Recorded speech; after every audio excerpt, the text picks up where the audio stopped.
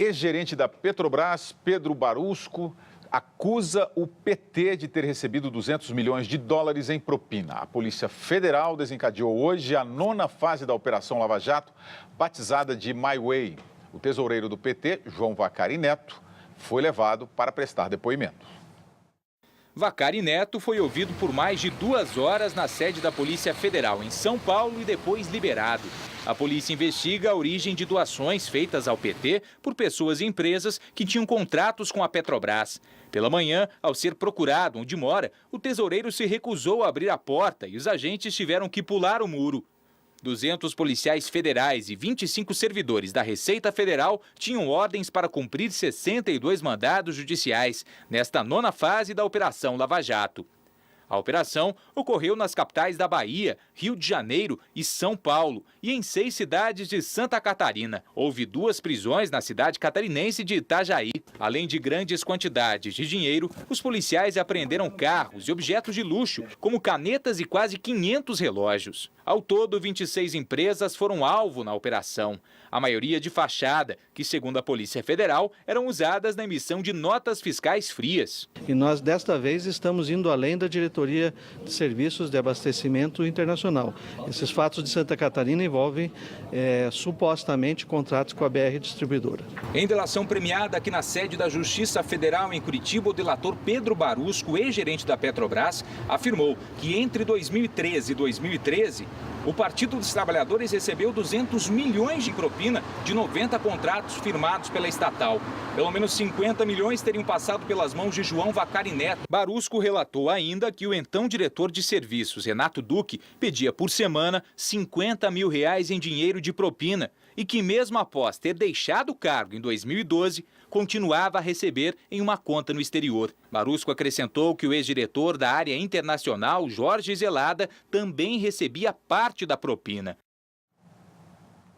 O ex-gerente Pedro Barusco disse ainda que recebeu $1 milhão de propina da construtora Odebrecht. Em nota, a empresa acusa Barusco de calúnia e nega ter feito pagamentos a qualquer executivo da Petrobras. O PT informou que vai entrar na justiça contra os acusadores e que todas as doações para o partido são legais e declaradas à Justiça Eleitoral.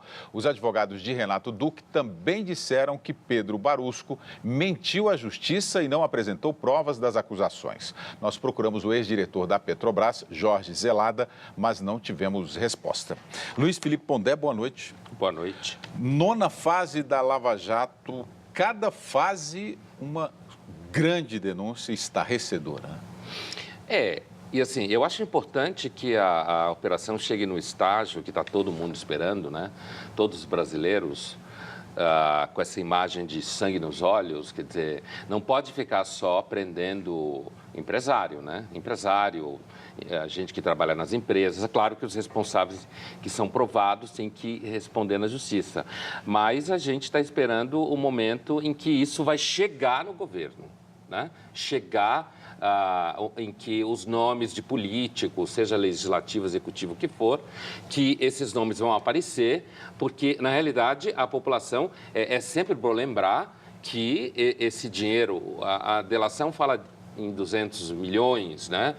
É claro que esse sistema de delação, a gente tem que sempre lembrar que se o sujeito que está numa condição dessa, ele falar uma coisa que é mentirosa, ele dança. Então, é claro que há sempre uma expectativa de que isso vai ser provado.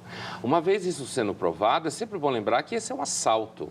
É claro que os acusados vão chamar advogados e vão querer dizer que não é verdade e tal, mas o que a população espera mesmo são 2 coisas. Primeiro, que chegue até os políticos, a gente sabe que tem político metido nesse meio, e 2, que devolvam dinheiro.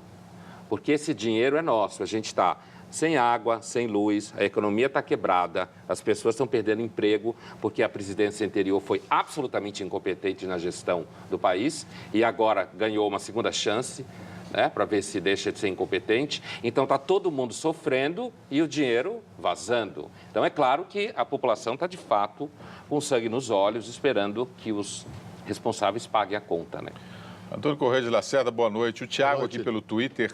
Mas essa Operação Lava Jato não vai terminar igual ao Mensalão? Os políticos estão todos soltos?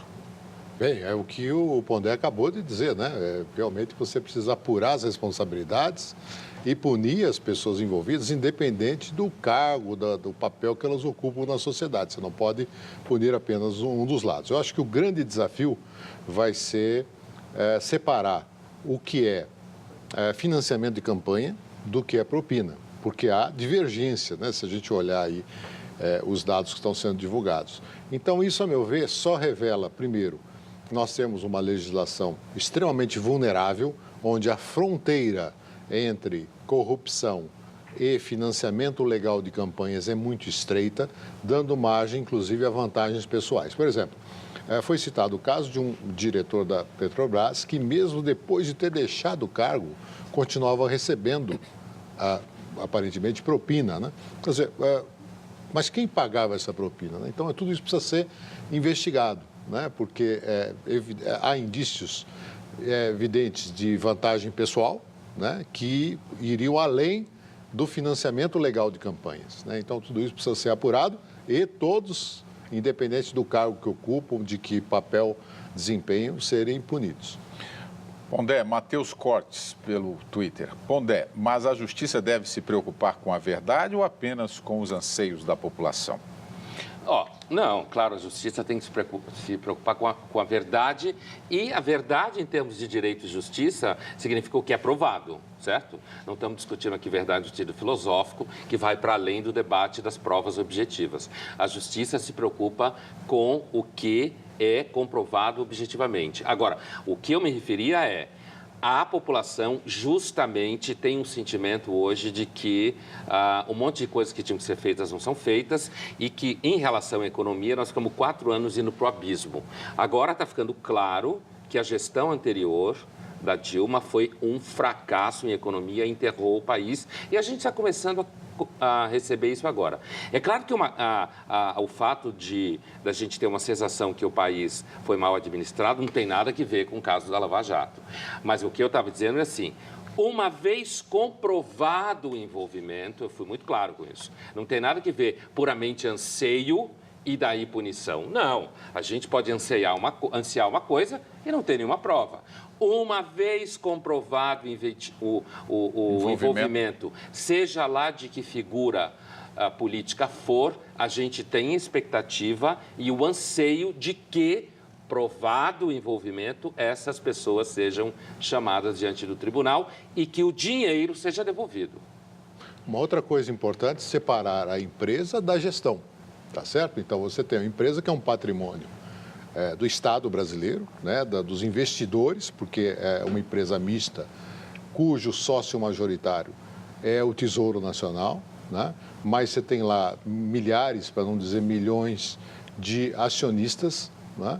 E é preciso, então, separar aquilo que é, sim, a empresa, que é esse ativo, da má gestão. Então, você pune quem fez uma má gestão, que gerou corrupção, que gerou desmando, que provocou uma desvalorização da empresa, mas é importante preservar a empresa.